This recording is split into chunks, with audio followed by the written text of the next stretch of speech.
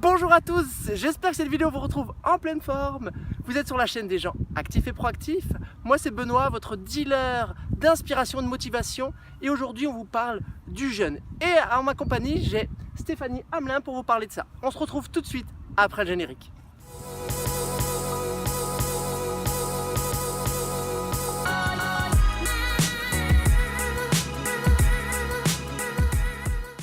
Donc Stéphanie, j'ai eu j'ai eu quelques questions sur le jeûne. Donc, parce que souvent je parle d'activité physique, de bien-être sur ma chaîne.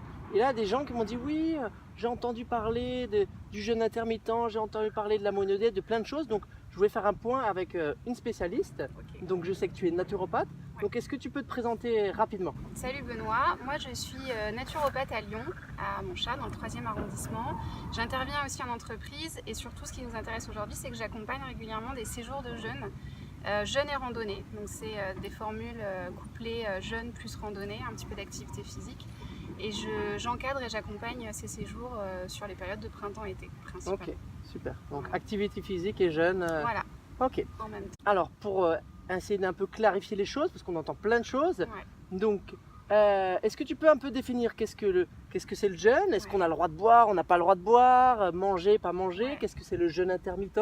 On entend beaucoup un petit peu parler du jeûne intermittent, les 16-8, les jeûnes de 24 heures. Est-ce que tu peux faire un petit peu une petite définition pour que ce soit un petit peu plus précis? Ouais, alors effectivement, il y a différentes formules pour jeûner. On peut choisir la formule qui nous convient le mieux. Il y a le jeûne, le vrai jeûne, c'est-à-dire que pendant 24 à une semaine, voire 2 semaines, on ne s'alimente pas.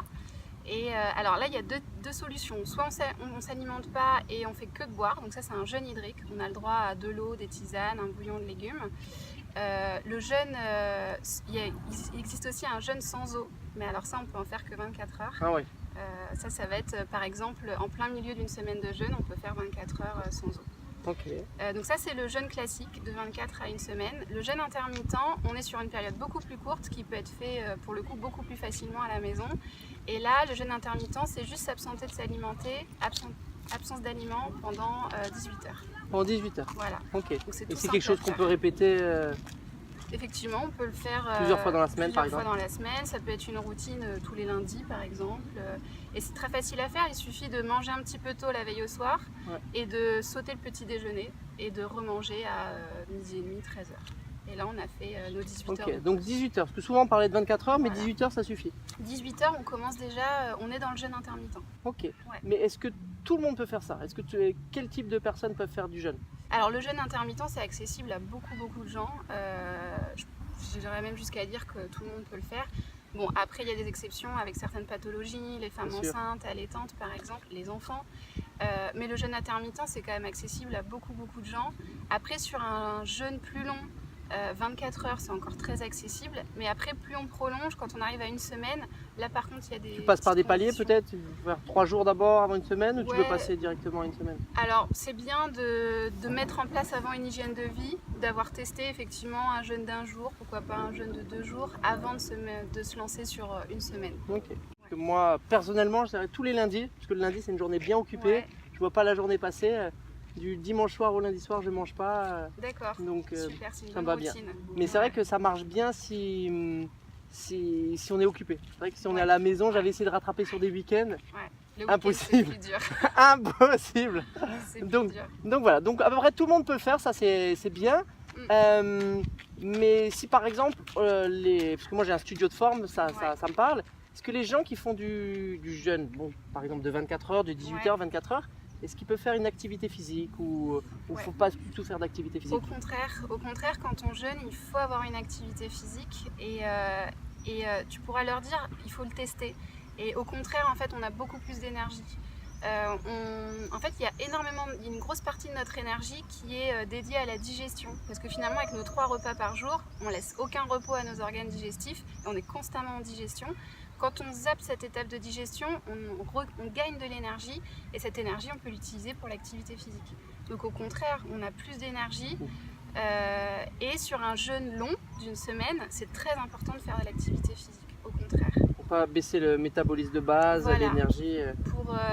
Pour pour effectivement ne pas baisser le métabolisme et aussi pour éviter que le corps aille puiser dans les acides aminés dans les muscles pour se nourrir. Et puis oui, il faut toujours être en mouvement aussi pour booster la détoxination pendant une semaine de jeûne. Ok, et tu conseilles le jeûne pour qui? Pour quoi comme bienfait? Est-ce que c'est juste pour se sentir mieux? Est-ce que c'est pour perdre de poids? Quels sont les bienfaits du jeûne?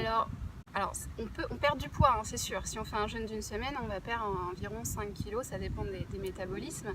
Mais il ne faut pas que ça soit la motivation première. C'est plutôt une motivation de santé, de bien-être, le jeûne.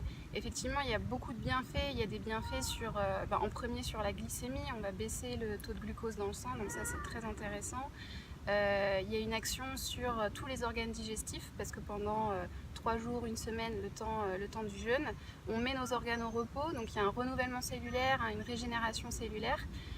Par exemple, au niveau de l'intestin, les cellules qui forment la paroi de l'intestin se renouvellent en 3 jours. 3 jours de jeûne, on a refait totalement nos cellules intestinales. Donc il y a beaucoup de bienfaits, mais plus vis-à-vis de la souvent, santé. en plus, on parle de porosité intestinale, souvent Voilà. avec l'alimentation. Donc du coup, ça a vraiment un intérêt. Et il y a aussi un des bienfaits dont on parle peut-être un petit peu moins, mais c'est dans le mental. Il y a vraiment un repos psychique, psychologique. Il y a une certaine sérénité, on prend de la hauteur, on prend de la clarté vis-à-vis de... Mais même dans le côté sportif, on a toujours j'ai besoin d'énergie pour travailler. Et des fois, je partais le matin, j'ai pas préparé mes snacks et tout. Il y avait le petit stress. Et depuis que je jeûne maintenant, si je sais que je saute un repas, c'est pas grave, je sais que je vais avoir faim sur le moment. La faim passe et après ça va. On sent un petit peu, des fois un peu KO, tu bois un petit coup d'eau et ça va bien. Et c'est vrai que ça te met un peu plus en retrait par rapport à j'ai besoin de manger. Et c'est vrai qu'il y a beaucoup de gens j'ai préconisé d'essayer de tester ça. C'était plus un rapport psychologique que physique. C'était pas par la faim, c'est qu'elles avaient peur. La peur de manquer. La peur de manquer. Donc ça revient assez souvent, la peur de manquer. Donc les bienfaits, c'est au niveau santé. Donc si par exemple des gens qui ont des problèmes intestinaux, des choses comme ça. Tous les problèmes de santé. Tous les problèmes de santé. Il y a beaucoup d'effets par exemple sur les allergies, sur les problèmes digestifs, toutes les pathologies chroniques, les pathologies par exemple tout ce qui est pathologie inflammatoire, douleur articulaire, douleur musculaire, ça agit énormément. D'accord. Au niveau physiologique, qu'est-ce qui se passe vraiment dans le corps pendant le jeûne? Dans le jeûne, il se passe plein de choses. L'organisme travaille complètement différemment. Sur un jeûne d'une semaine, je vais prendre cet exemple-là, pendant les 2 premiers jours, on est sur nos réserves de glucose.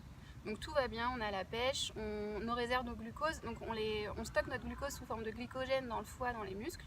Le corps se base là-dessus, tout va bien. À partir du 2e, 3e jour, c'est là que le corps va se nourrir différemment et c'est là qu'on peut sentir une petite baisse de régime, des petits mots pas très sympas. Et là, en fait, le corps va utiliser une autre source d'énergie, donc il va les puiser notamment dans nos acides gras et il va les transformer en corps cétonique, ce qui va nous servir d'énergie. Voilà, c'est le moment de la cétose qui est un peu délicat pendant la semaine. Et après, on est parti sur un régime où on se nourrit de corps cétonique. Et c'est parti, tout va bien. Ok. Et ça, donc à partir de 3 jours, voire une semaine. Parce que c'est vrai que même moi, tu me dis une semaine, je dis fou.